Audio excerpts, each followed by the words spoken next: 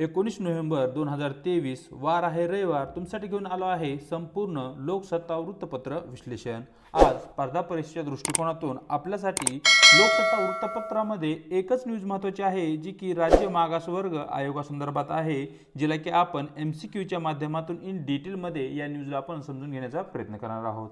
चला तर जी काही आजची आपली डिस्कशन आहे त्याला या ठिकाणी आता आपण सुरुवात करूया. या ठिकाणी जी न्यूज आहे ती न्यूज अगोदर पाहूया.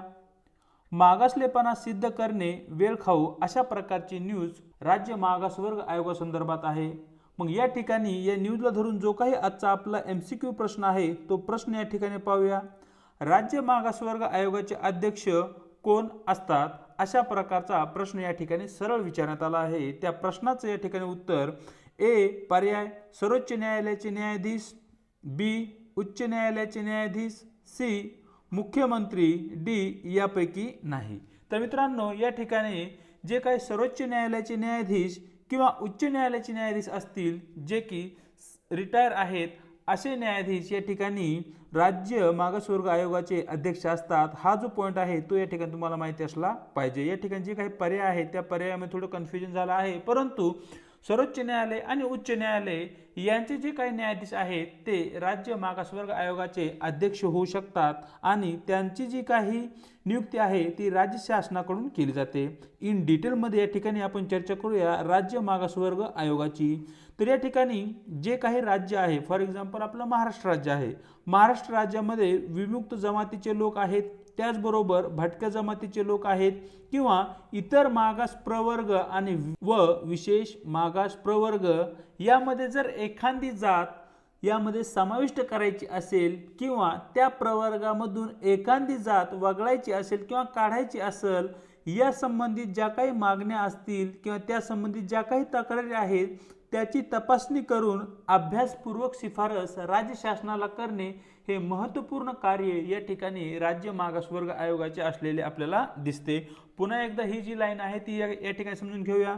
या ठिकाणी एखाद्या जातीला जर आपल्याला एखाद्या प्रवर्गात समाविष्ट करायचे असेल किंवा एखादी जात मागास आहे हे जर आपल्याला सिद्ध करायचे असेल तर त्यासाठी आवश्यक असणाऱ्या ज्या काही तक्रारी आहेत त्या तक्रारीची तपासणी करण्याचं कार्य या ठिकाणी राज्य मागासवर्ग आयोगाकडून केलं जातं.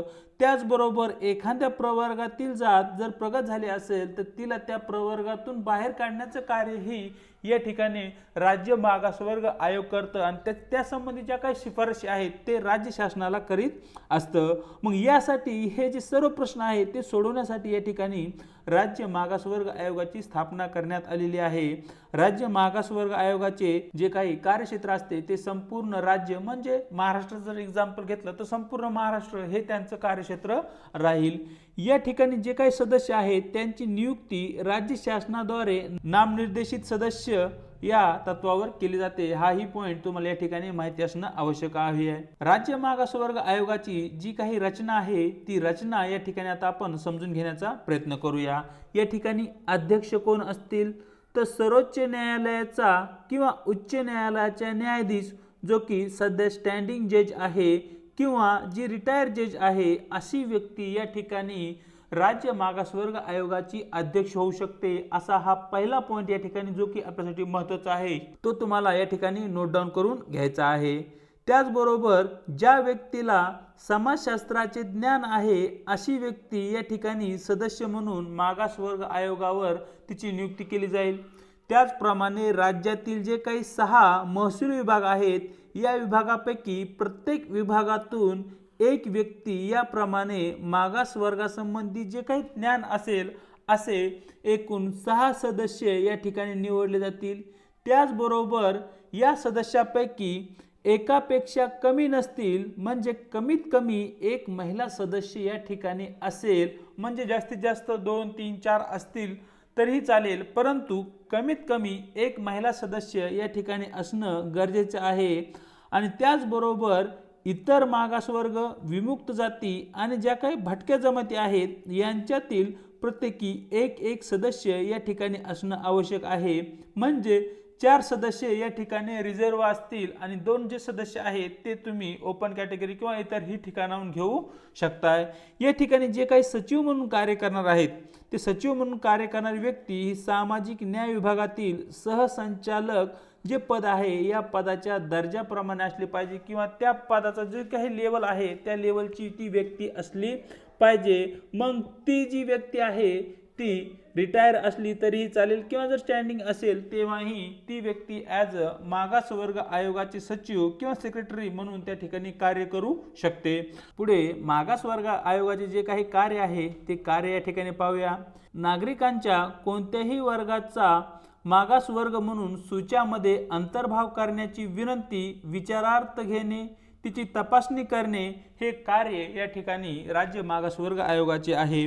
नागरिकांच्या कोणत्याही वर्गाचा अशा सूच्यामध्ये कमी किंवा जास्त प्रमाणात अंतर्भाव झाल्याविषयीच्या ज्या काही तक्रारी आहेत त्या तक्रारीचा विचार करणे, त्या स्वीकारणे, त्यासंबंधी जी काही सुनावणी आहे ती पार पाडणे, त्या तक्रारींची चौकशी करणे, तपासणी करणे आणि त्याचबरोबर योग्य वाटेल असा सल्ला या ठिकाणी राज्य सरकारला देणे, या ठिकाणी अशा प्रकारचे कार्य हे आयोगाचे असलेले दिसते। नंबर 3चे जे कार्य पाहितले तर मागासवर्ग निश्चित करण्याचे जे काही निकष आहेत, ज्या काही पद्धती आहेत या संबंधित जे काही आढावा आहे त्या आढावा घेणे आणि तशा प्रकारच्या शिफारसी या ठिकाणी राज्य शासनाला करणे हे कार्य या ठिकाणी आयोगाचे असलेले दिसते। नंबर 4 नामांकित शैक्षणिक संस्था असतील किंवा जे काही संशोधन संस्था आहेत यांच्या मार्फत वारंवार अभ्यास राज्यातील जनतेचा किंवा मागासवर्गातील जे काही घटक आहेत, जाती आहेत त्यांचा अभ्यास आयोजित करणे आणि त्या माध्यमातून आधुनिक स्तरावर किंवा जी काही नवीन माहिती आहे ती नवीन माहिती प्राप्त करणे। नंबर 5 नागरिकांच्या मागासवर्गाच्या सामाजिक आर्थिक प्रगतीचा नियमित या ठिकाणी आढावा घेण्याचे कार्य ही या ठिकाणी आयोगाकडून केले जाते आणि इतरही जी काही कामे राज्य शासनाने त्यांना सोपवली आहेत ती वेळोवेळी पार पाडण्याचं कार्य या ठिकाणी राज्य मागासवर्ग आयोग करताना या ठिकाणी आपल्याला दिसत असतो। तर अशा प्रकारे मित्रांनो दिनांक 19 नोव्हेंबरचं जे काही आपले वृत्तपत्र डिस्कशन आहे ते या ठिकाणी आपण केलं आहे। व्हिडिओ जर तुम्हाला आवडला असेल तर व्हिडिओ लाईक करायचे, व्हिडिओ संबंधी तुम्हाला काय वाटतं हे कमेंट बॉक्समध्ये कळवायचे, आपल्या व्हिडिओला आपल्या मित्रांसोबत आणि जे काही विद्यार्थी स्पर्धा परीक्षेची तयारी करत आहेत त्यांच्यासोबत शेअर करायचे आणि न विसरता या ठिकाणी आपल्या यूट्यूब चॅनलला सबस्क्राईब ही करायचं आहे। व्हिडिओच्या डिस्क्रिप्शन बॉक्समध्ये देण्यात आलेली आपल्या टेलिग्राम चॅनलची जी काही लिंक आहे त्या टेलिग्राम चॅनललाही जॉईन करायचे आहे, ज्याच्या माध्यमातून आपल्या व्हिडिओच्या लिंक्स आणि त्याचबरोबर ज्या काही नवनवीन अपडेट आहेत, चालू घडामोडी संबंधित ज्या काही नवनवीन गोष्टी आहेत त्या तुम्हाला त्या ठिकाणी भेटून जातील। आज इथेच थांबत आहोत, भेटूया एका नवीन व्हिडिओ सोबत।